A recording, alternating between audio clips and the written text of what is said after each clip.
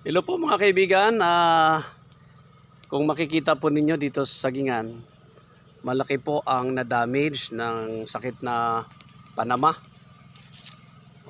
Ayon do sa may-ari, ito po ay mahigit 200 na kapuno ang na-damage.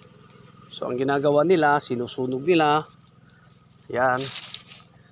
Pero ang resulta, ganun pa rin, no? Hindi na solusyonan. So gagamitan po natin ito ng Redrex Agri EM1. Ito po ay bioenzyme na makakatulong para mapigilan itong pagkalat ng sakit na ito. Kasi pag itong sakit na to ay pumasok o nakapasok na sa ating mga sagingan, ay delikado, no? Yan. So naninilaw ang mga dahon ng mga saging. So abangan po natin pagkatapos na magamitan po natin ng produktong bioenzyme ng Redrex.